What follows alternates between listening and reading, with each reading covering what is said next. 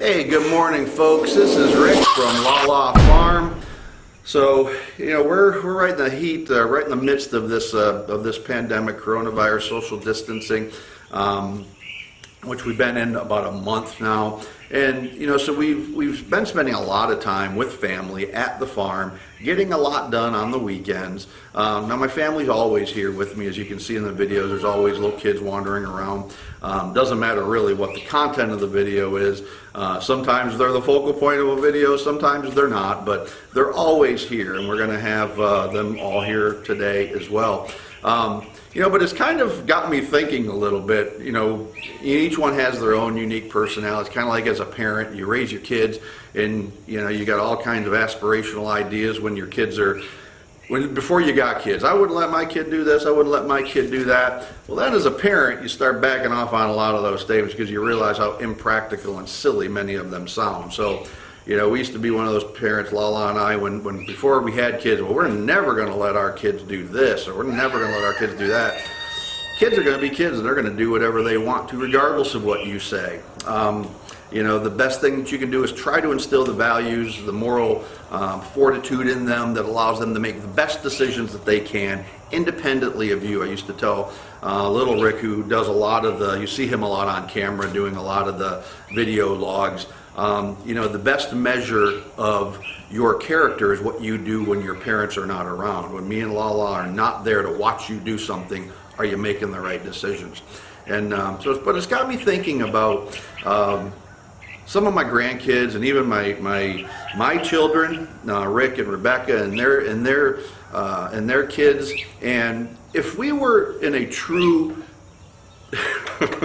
we're in a pandemic now, but if we were in a true hypothetical zombie apocalypse, what would the role be that each one of my family members takes in helping the greater family in that zombie apocalypse? So, clearly, LaLa and myself, we would take care of the animals. We're providing the food, we're providing the care for all the animals with assistance from everybody else. But then other people would have specific roles as well. So, my skill set, I was in the Navy, was a welder, worked in electronics, was trained as a welder in high school, went into the Navy, did electronics. So that would be my thing. I'm very much the mechanical type. I enjoy using my hands, although that's not what I do professionally. So that would be my role, is I'm kind of raising the animals, but I'm also kind of the mechanical guy. I can build things, put things together, repair things, fix things, whatever. LaLa would be kind of the administrative person. She's kind of like the iron fist. So she's going to be the law and order, keeping things straight, keeping people on straight and narrow, doing what they're going to do, and then being the heavy when things don't go wrong. She's really good at that. Then we come to my son Rick, who's my oldest son. That's little Rick, the one that you see doing the videos. Now Rick's in law enforcement, so he would clearly be head of security for the farm. Making sure that there are no intruders and that intruders are dealt with accordingly. So then we come to his wife Chelsea.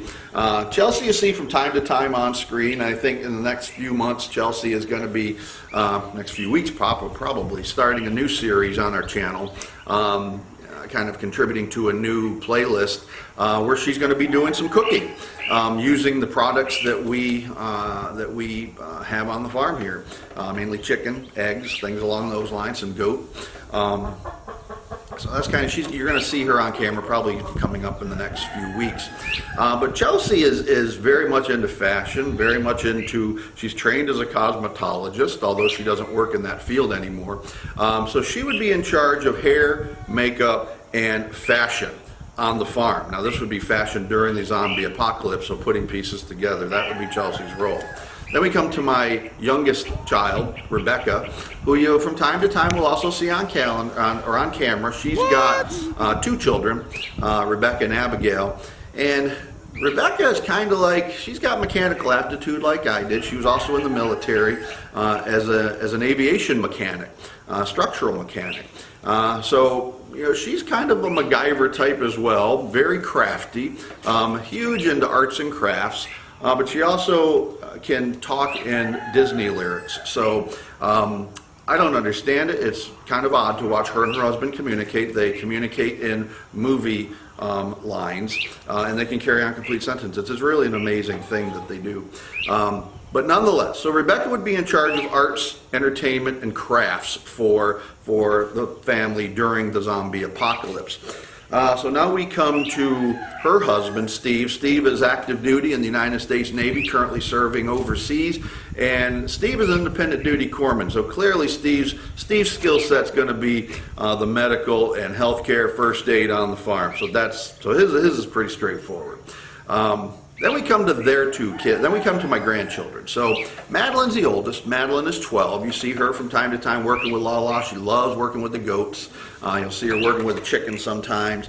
And Madeline is really just an incredible kid.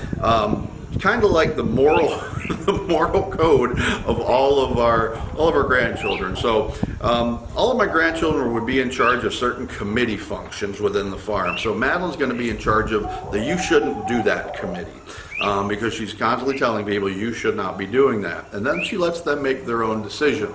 So that then brings us to her younger brother, Rick Isaac.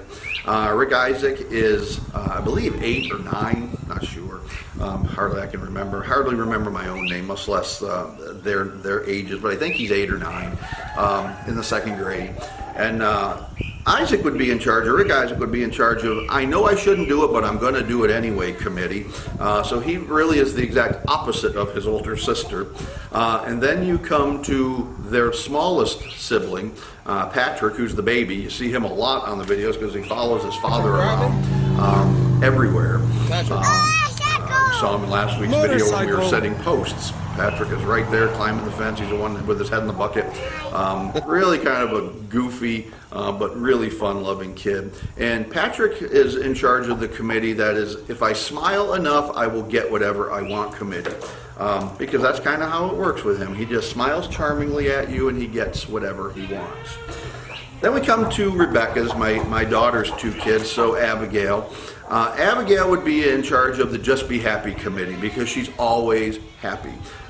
Never got a frown on her face. Everything is always sunsets and unicorns and rainbows and unicorns, and she's just a really fun, happy, loving kid.